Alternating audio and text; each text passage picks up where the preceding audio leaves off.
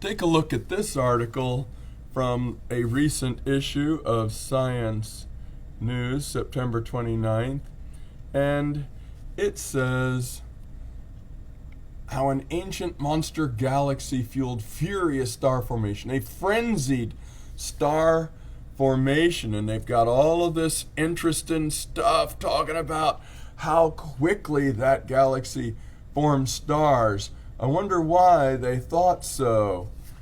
Probably because it had to do it to make a lot of their other ideas seem true. Well, now, let's just do a little chemistry 101 here. As gas clouds contract by any means, gravity or whatever, in this case in space it would have to be gravity, gas clouds always contract and heat up. That's Charles's law of temperature and volume.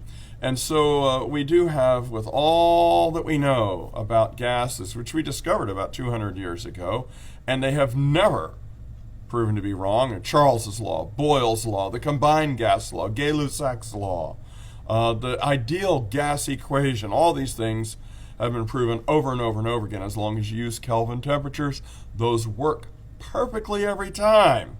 But not in the world of the fantasies of the Big Bang believers.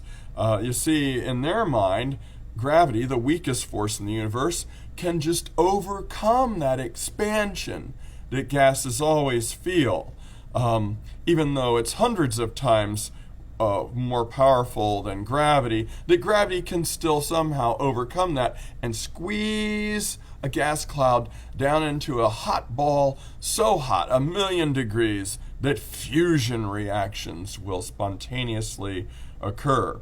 Well, back in 1902, there was a guy named James Jeans in England who proposed the Jeans instability, or the Jeans criteria, which I was never taught about in college, and Big Bang evolutionists and naturalists have resurrected this equation, very mathematically derived, quite a derivation, very complex, of course, and 100% theoretical and hypothetical. Never been tested, never got any scientific data that indicates that it actually is true, but that stars are going to form anyway. Going against all the laws of science, the Jeans condition is touted as oh, you foolish creationists, say the evolutionists, the Big Bangers, say, no, you got to understand, the Jeans condition solved that. Without actually going into it or explain it, they never explain the Jeans condition. It involves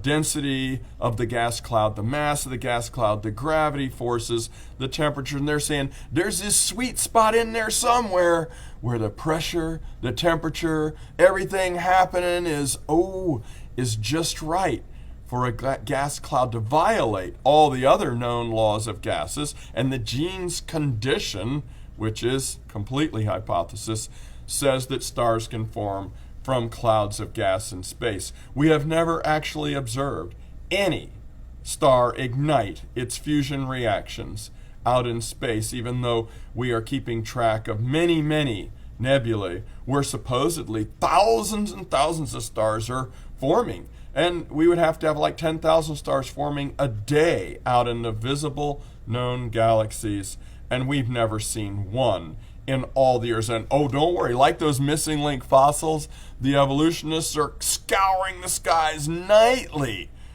trying to prove that stars do ignite all by themselves. And again, it's just another one of the faith is the substance of ignited stars not seen, the substance of things hoped for. Oh yes, the essence of stars not ignited, never seen, and the substance of Jeans conditions hoped for.